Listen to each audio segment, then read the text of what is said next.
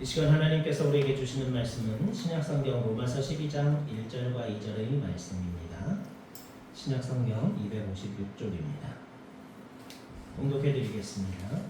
그러므로 형제들아, 내가 하나님의 모든 자비하심으로 너희를 권하노니 너희 몸을 하나님이 기뻐하시는 거룩한 산 제물로 드리라.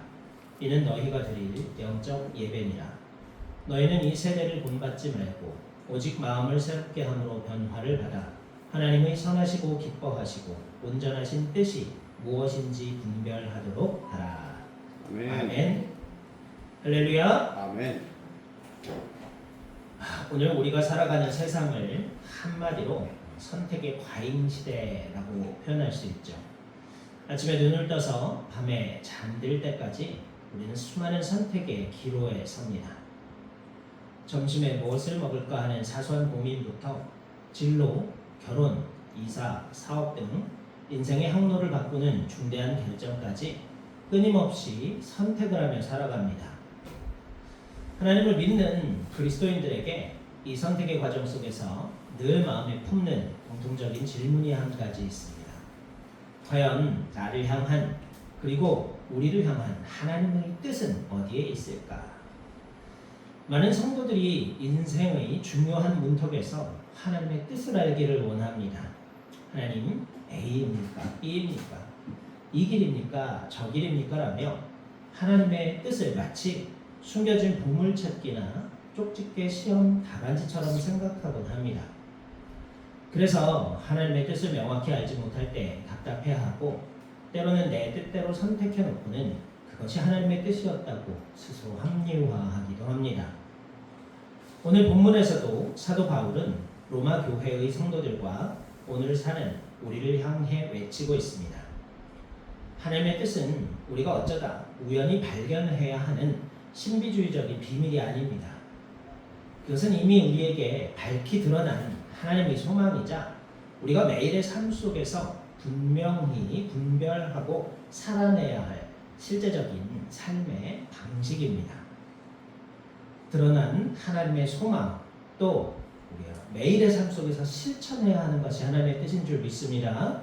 오늘 선포되는 이 말씀을 통해서 나를 향한 하나님의 진정한 뜻을 깨닫고 그 뜻을 온전히 분별하여 삶으로 예배하는 신실한 주님의 자녀들이 되시기를 예수님의 이름으로 축원합니다. 성경은 하나님의 뜻에 대해 이야기할 때 단순한 문자적 의미를 넘어서 깊은 영적 비밀을 담은 단어들을 사용합니다. 우리가 하나님의 뜻을 바르게 알기 위해서 성경이 기록된 원어의 의미를 살펴볼 필요가 있습니다. 신약 성경에서 하나님의 뜻을 표현하는 가장 자주 쓰이는 헬라어 명사는 델레마라는 단어예요. 이 단어는 단순히 어떤 결정이나 명령만을 뜻하지 않습니다.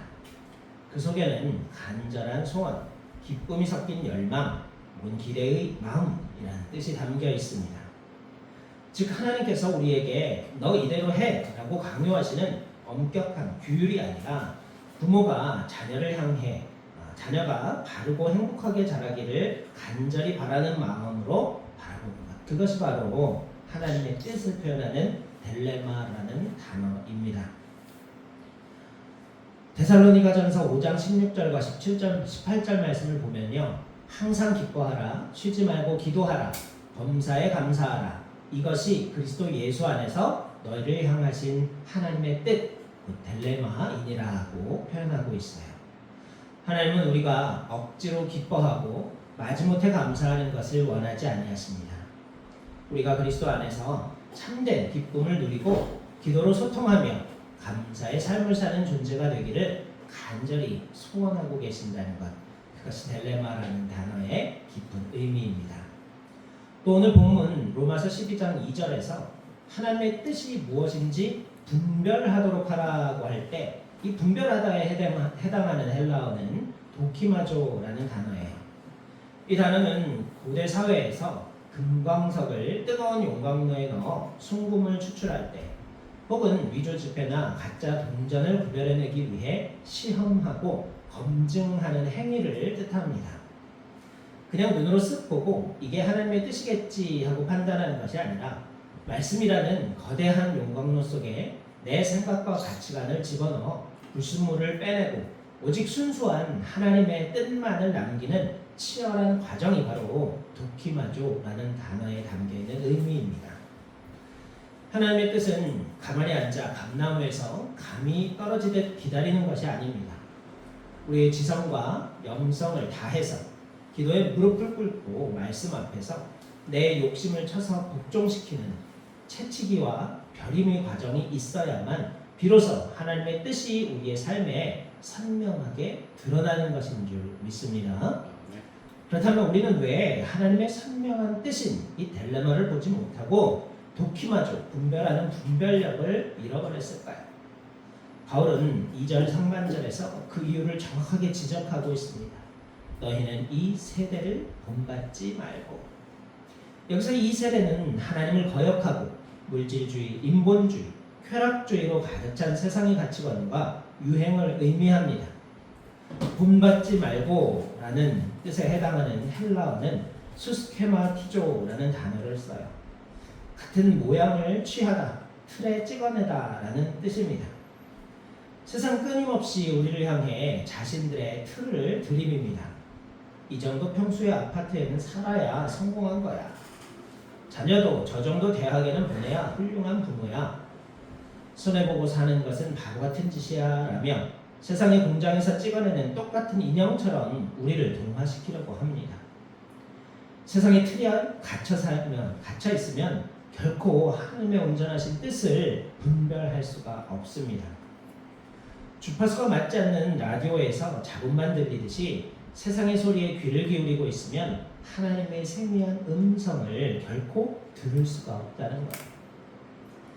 바다에 사는 물고기들을 보면 평생을 엄청난 염분을 가진 짠 바닷물 속에서 헤엄치며 살아갑니다. 그러나 살아있는 물고기를 잡아서 회를 떠서 그 살을 맛보면 전혀 짜지가 않죠. 왜 그럴까요? 물고기가 바로 살아있기 때문이에요. 아가미로 끊임없이 물을 거르고 생명활동을 통해 몸 안으로 소금기가 들어오는 것을 막아내기 때문에 그런 거예요. 그렇지만 물고기가 죽으면 어떻게 되는지 아십니까? 죽는 즉시 바닷물에 소금기가 온몸으로 스며들어서 며칠만 지나면 짠 생선 절인 것 같이 되고 만다고 합니다. 오늘날 교회를 다니면서도 세상 사람들과 똑같이 음용하고 똑같은 방식으로 돈을 추구하며 똑같은 도덕적 기준으로 살아간다면 영적으로 살아있으나 죽은 것과 다름이 없습니다. 영적 생명력을 잃어버렸기에 세상의 짠물이 내 영혼과 가정에 그대로 스며든다는 것입니다. 세상의 틀을 거부하고 거룩한 방파제를 세우는 것이 하나님의 뜻을 온전히 분별하는 첫걸음인 줄 믿습니다. 세상의 틀을 거부한 우리가 그 다음에 해야 할 일은 바로 내면의 근본적인 변화라는 거예요. 오직 마음을 새롭게 함으로 변화를 받아야 된다고 바울사도는 오늘 본문에 말씀하고 있습니다. 이 문장에서 변화에 해당하는 단어는 헬라어로 메타포르포라는 단어를 사용해요. 영어의 메타포시스라는 단어죠. 무슨 뜻입니까? 영어로 메타포시스. 우리 상급반 오준영 학생 메타포시스 뭐예요? 메타포 무슨 뜻이에요? 몰라요? 변형 혹은 변태라는 뜻이에요. 이 단어, 영어의 이 단어가 바로 메타모르포라는 헬라어에서 유래한 거예요. 징그러운 애벌레가 번데기 과정을 거쳐 아름다운 나비로 완전히 재탄생하는 극적인 변화를 뜻합니다. 누가 좋아하는 변태라는 뜻이 아니에요. 모양이 변한다라는 뜻이에요. 우리의 겉모습만 교인처럼 꾸미는 위선이 아니라 우리의 생각의 구조 그리고 가치관, 인생의 목적 자체가 예수 그리스도의 십자가 복음으로 인해 뿌리째 바뀌는 영적 혁신을 뜻하는 것입니다. 내 마음의 주인이 나에게서 예수 그리스도로 바뀔 때 비로소 하나님의 뜻이 보인다는 말씀입니다.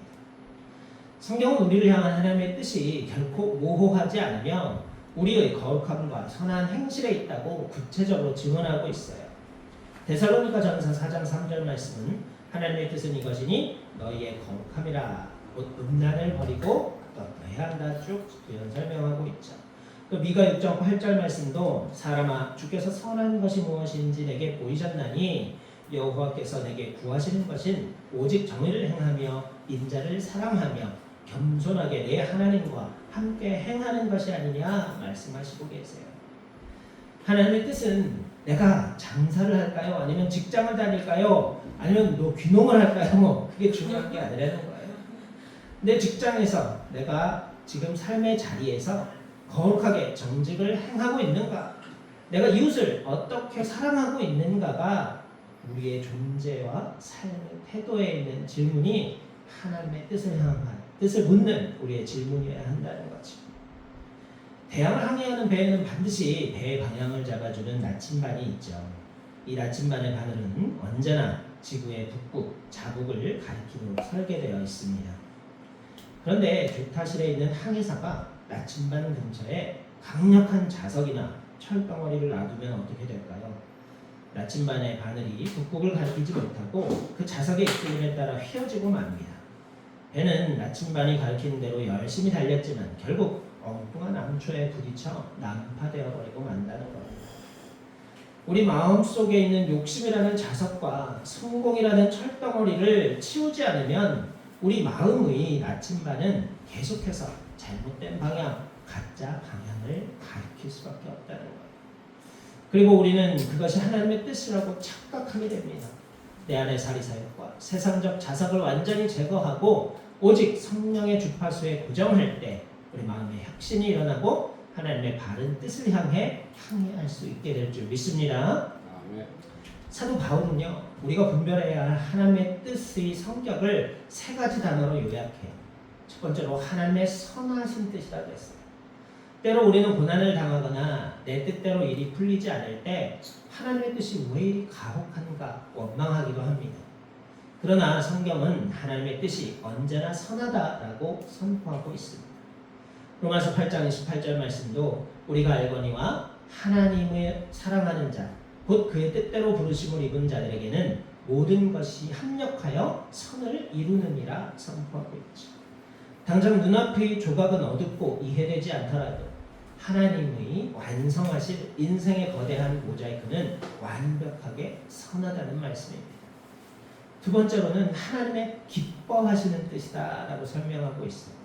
하나님의 뜻은 하나님을 기뻐하시게 할 뿐만 아니라 결국 그 뜻을 따르는 우리에게도 가장 큰 영적 기쁨과 평안을 준다는 표현입니다. 세상의 쾌락은 순간이고 허무하지만 하나님의 뜻 안에 거하는 기쁨은 영원하다는 거죠. 세 번째로 하나님의 온전하신 뜻이다. 하나님의 뜻의 특성을 온전하신이라고 표현하고 있습니다. 인간의 계획에는 늘 허점이 있고 시행착오가 따릅니다. 그러나 하나님의 뜻에는 결코 부족함이 없습니다. 완전하십니다. 우리의 과거와 현재와 미래를 다 아시는 전지전능하신 하나님의 뜻만이 우리 인생의 가장 완벽한 마스터 플랜인 줄 믿습니다. 아멘. 세계적으로 유명한 페르시아 카펫 제조 공장에 가면 장인들이 거대한 틀 뒤에 앉아서 수많은 실을 엮어 카펫을 짜는 모습을 볼 수 있다고 합니다. 만약 작업 중인 카펫의 뒷면을 보면 온통 실밥으로 엉켜있고 매듭이 지저분하게 튀어나와 있으며 도무지 무슨 그림인지 알아볼 수 없을 정도로 엉망진창으로 보인다고 합니다. 마치 아이가 낙서해 놓은 것 같다고 합니다. 그러나 그것을 완성하여 앞면으로 뒤집어 놓으면 감탄이 절로 나오는 아름다운 문양과 완벽한 예술작품이 나타난다는 거예요. 우리가 사는 이 세상은 어찌 보면 카펫의 지저분한 뒷면을 보는 것과 같습니다. 고난이 있고 아픔이 있고 엉킨 실타래처럼 보입니다. 하나님의 뜻이 어디에 있는가 회의감이 들 때도 있습니다. 그러나 하나님의 시간표 속에서 완전히 뒤집어질 그날 우리는 하나님의 온전하고 선한 계획의 완성을 보며 무릎을 꿇고 찬양하게 될 것입니다. 말씀을 맺습니다. 우리는 종종 하나님의 뜻을 내 삶의 유익을 위한 도구로 삼으려 할 때가 너무나 많이 있죠. 성공하기 위해, 실패하지 않기 위해 하나님의 뜻을 묻습니다. 그러나 오늘 본문 1절은 하나님의 뜻을 분별하기에 앞서 선행되어야 할 가장 중요한 결단을 우리에게 요청하고 있어요. 너희 몸을 하나님이 기뻐하시는 거룩한 산 제물로 드리라. 이는 너희가 드릴 영적 예배니라. 구약시대의 제물은 죽어서 제단에 올려졌죠. 그러나 복음의 은혜를 입은 신약의 성도들은 죽은 제물이 아니라 숨쉬고 걸어다니며 삶의 현장에서 살아내는 산 제물이 되어야 한다는 말씀입니다. 예배당 문을 나서는 순간부터 시작되는 우리의 가정생활, 직장생활, 물질을 쓰는 지출의 현장, 사람을 대하는 태도 속에서 하나님의 선하심과 거룩하심을 드러내는 것, 그것이 바로 하나님이 우리에게 원하시는 가장 위대하고 그리고 분명한 하나님의 뜻인 줄 믿습니다. 이 길입니까? 저 길입니까? 라는 질문보다 내가 서 있는 이 자리에서 어떻게 하나님의 영광을 드러낼 것인가를 먼저 묻고 고민하는 저와 여러분 모두가 되시기를 소망합니다. 이번 한 주간도 세상의 틀, 수스테마티조를 단호히 거부합시다. 복음으로 마음을 새롭게 변화시킵시다. 메타모르포라고 했죠. 그리하여 우리 삶의 매 순간 속에서 하나님의 선하시고 기뻐하시고 온전하신 뜻을 멋지게 분별하고 도키마조하고 증명해내는 거룩한 산제물들이 모두 되시기를 주님의 이름으로 간절히 축원합니다. 기도드리겠습니다. 사랑과 은혜가 풍성하신 하나님, 끝없는 선택의 홍수 속에서 갈 바를 알지 못해 방황하던 저희를 말씀의 빛으로 인도해 주시니 감사합니다. 세상의 가치관과 유행의 틀에 나를 끼워 맞추며 살았던 삶을 회개합니다. 이제는 십자가 복음으로 마음을 새롭게 하여 나를 향한 하나님의 간절한 소원인 거룩함과 선함을 삶으로 증명해 내게 하옵소서. 당장 이해되지 않는 고난의 순간에도 하나님의 뜻은 언제나 선하시고 온전하심을 신뢰하며 내 삶의 모든 자리를 거룩한 산 제물로 드리는 영적 예배자가 되게 하여 주옵소서. 우리 주 예수 그리스도의 이름으로 기도하옵나이다. 아멘.